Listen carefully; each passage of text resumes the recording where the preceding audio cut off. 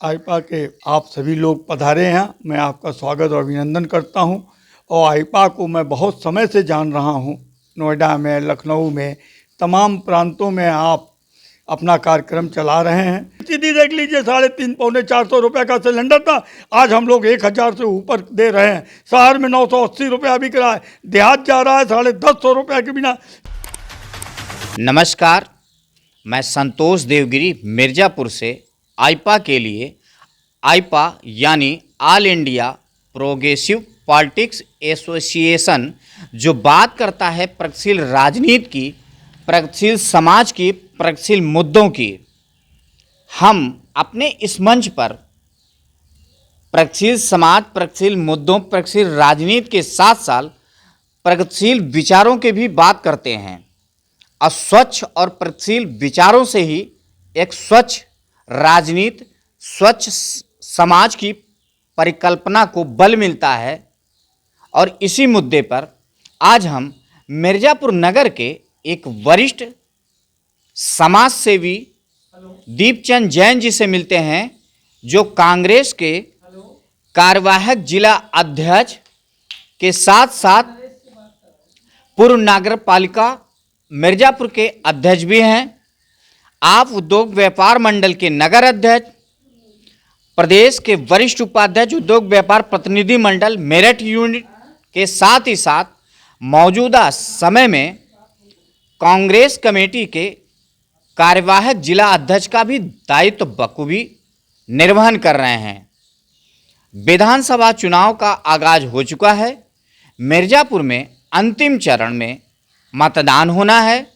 दीपचंद जैन जी, जिन्हें लोग खाटी कांग्रेसी भी कहते हैं, लेकिन बहुत कम ही लोग होंगे जो यह न जानते हों कि दीपचंद जैन जी नगर पालिका अध्यक्ष होने के साथ साथ नगर वासियों के दिलों में भी वास करते हैं।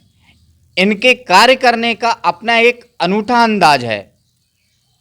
आप समाज सेवी, प्रबुद्ध वर्ग से जुड़े होने के साथ ही सदैव गरीब असहाय जनों की सेवा के लिए भी समर्पित रहते हैं।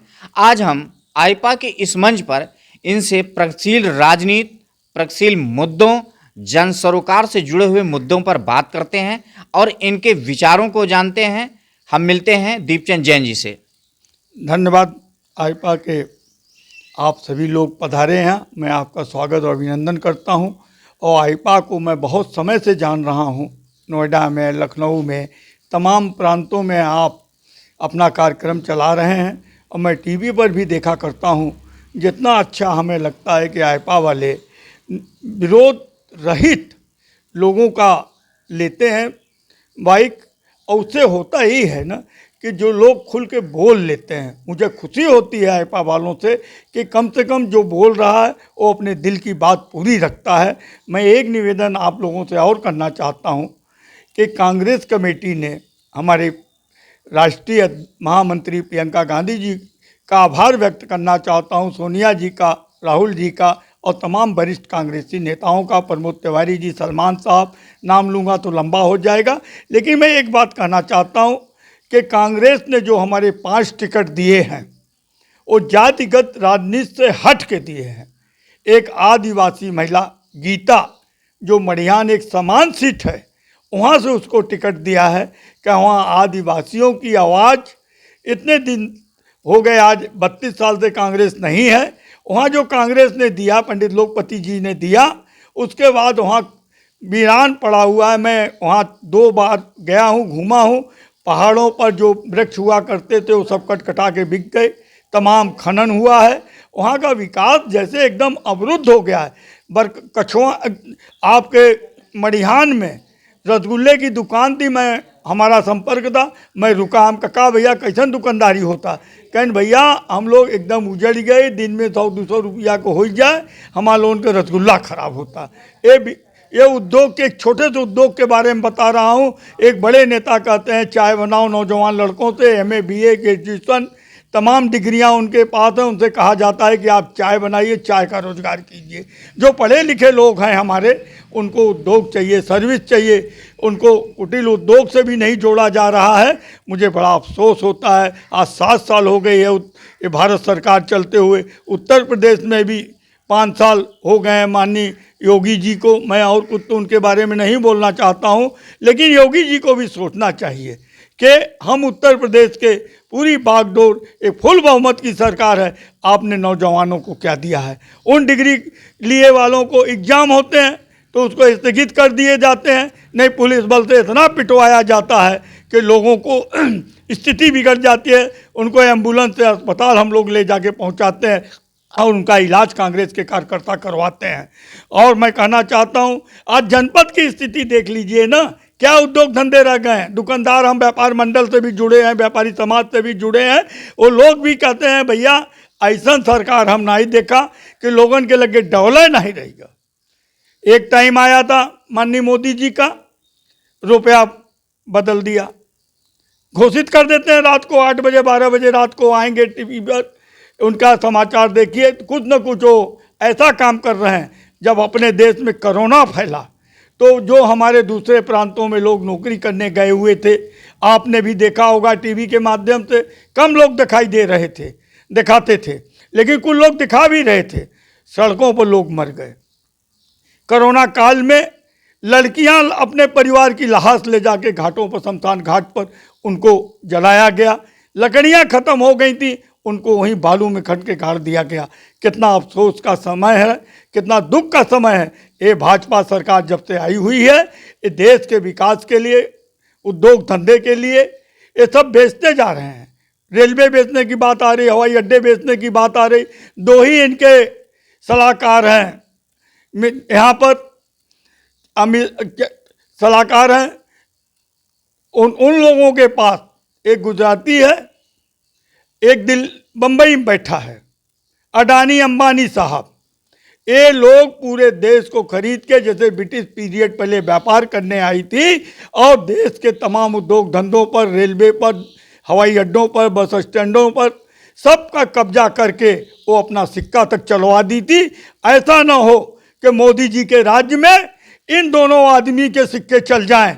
इसलिए मैं जनता से, जनार्दन से, अपनी बहनें और बेटियों से निवेदन करना चाहता हूं कि आने वाले समय में ये चुनाव चल रहा है, चुनाव में ऐसी सरकार बनवा दें।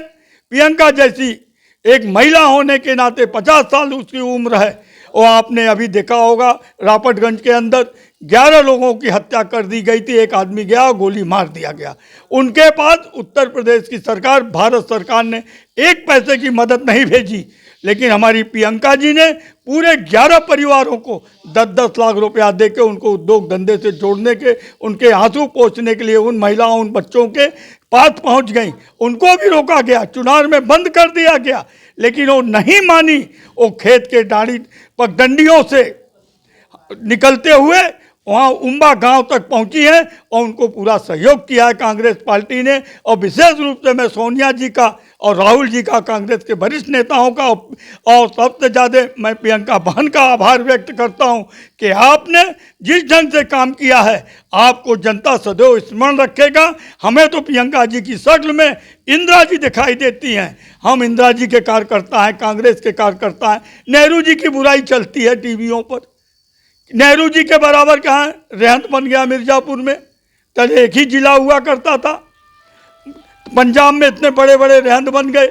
इंदिरा जी ने हरी क्रांति का आह्वान किया, जहाँ की कहीं कुछ नहीं हुआ करता था, आज वहाँ पर पूरे देश के अंदर हरी क्रांति के लहरा रही है।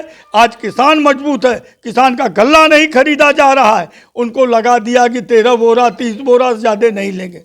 कहाँ ले जाएगा किसान? लुटने के लिए गल्ला रखे रहेगा यार, खुले आसमान के नीचे सड़ने के लिए छोड़ दे। धान की आप स्थिति देख ले, अभी धान की सीजन खत्म नहीं हुआ है। आप, हमारा निवेदन आपसे है, ऐसा जैसे प्रोग्राम करने वाले आप किसानों से जाके मिलें और उनके दरवाजे पे देखें धान की क्या स्थिति है। सड़ रही है बेचारों के पास, अभी बीच बीच में पानी गिरा है, उससे उनके धान काले पड़ जा रहे हैं। मार्केट में बिकेगा कैसे, हमें तो इस बात का अफसोस होता है। आगे वो पकड़ लेंगे। पहले यूरिया 50 किलो की थी, उसका रेट इतना कम था, अब 45 रुपये किलो कर दिया गया है और उसका रेट आसमान छू रहा है। 1300-1200 रुपया डीपी खाद पहुंच गई है। इसी ढंग से पेट्रोल देख लीजिए, 60-70 रुपया जब पेट्रोल 3-4 रुपया बढ़ाया कांग्रेस ने, मजबूरी में बढ़ाया था, तो उस समय तमाम भाजपा के बड़े नेता लोग वहाँ सड़क पर उतर के सिर पर पेट्रोल की बोतलें लेके, और गैस सिलेंडर की स्थिति देख लीजिए, 350-400 रुपये का सिलेंडर था, आज हम लोग 1000 से ऊपर दे रहे हैं। शहर में 980 रुपया बिक रहा है, देहात जा रहा है 150 रुपये के बिना सप्लाई नहीं हो रही है। हाँ, किसी ने कुछ सिलेंडर एक बार दे दिए, आज वो सिलेंडर स्टैंड के रूप में काम आ रहे हैं, उनको गैस भराने के लिए उनके पास पैसा नहीं है। तमाम ऐसी चीज़ें हैं, मैं बोलना चाहूँ तो 2 घंटे तक ऐसा का टाइम ले सकता हूँ, लेकिन आपकी भी मजबूरी है कि आप इतना दिखा नहीं सकते हैं।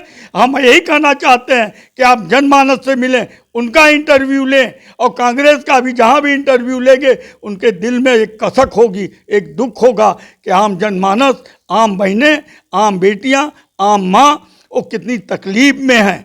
नहीं तो पहले सरसों का तेल देख लीजिए, सरसों का तेल 30-35 रुपया लीटर था, आज सरसों का तेल 220 रुपया।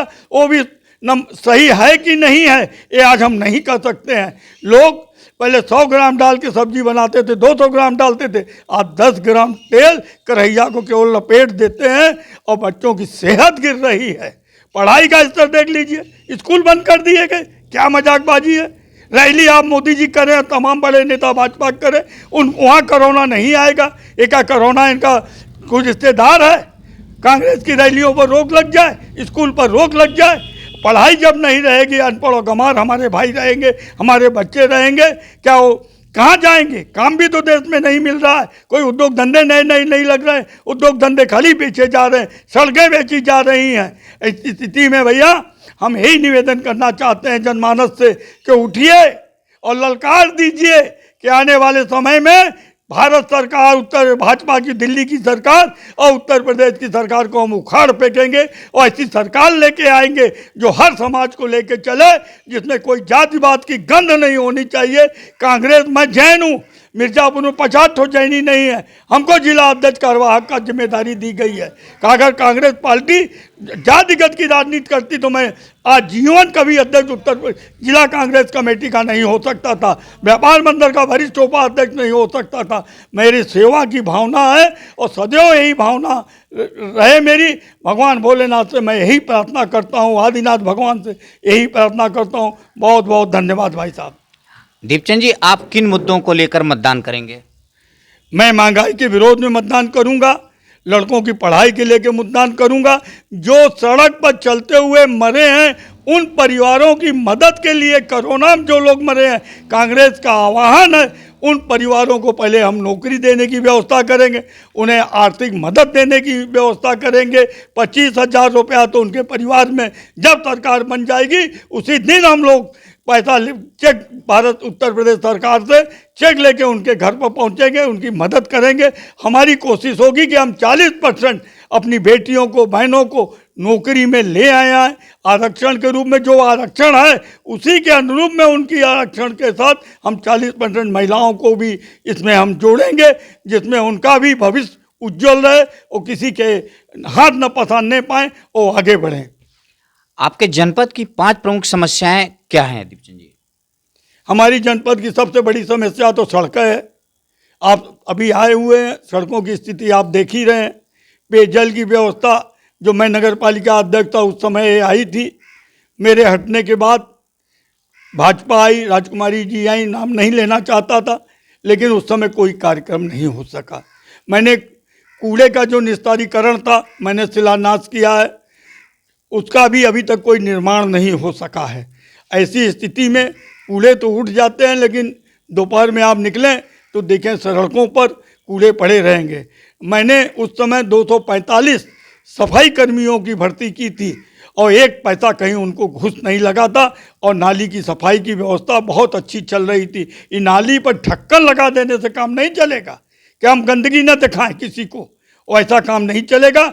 उनको ढाकना चाहिए, लेकिन उसको 2-5 फीट पर खोलना चाहिए जिसमें उसकी गंदगी निकले और सफाई हो, मच्छरों का प्रकोप न हो। अब गर्मी आने वाली है, विकराल मच्छरों का, मलेरिया का, तमाम रोगों का विस्तार होगा। उसको अगर कायदे से, जैसे मेरे काल में सफाई होती रही है, अगर उस ढंग से सफाई होती रहेगी तो नगर में बीमारियां नहीं फैलेंगी।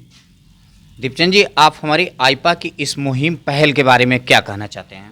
आईपा का मैं जितना आभार व्यक्त करूं, मैंने देख रहा था आईपा का टीवी पर, कितने जनपदों के अंदर आप लोगों से मिले हैं, उनकी सही वाणी आपने बिना कट किए पूरा का पूरा दिखाया है। और लोगों के जो मरमाहत थे, उन्होंने अपनी बात, सत्तारूढ़ पार्टी तो भैया वो लड़ुआ बोला था, रसगुल्ला, लेकिन सही बात वो पब्लिक के बीच में नहीं लाते हैं। जब दूसरे दल के लोग सामने आते हैं, हो सकता है कि वो कुछ अतिशोक्ति बोल जाए, लेकिन मैं ये कह सकता हूँ, मैंने जितना बोला है, कहीं एक शब्द अशुक्ति का नहीं लगाया कि जो समस्या है वो निदान होना चाहिए। धन्यवाद।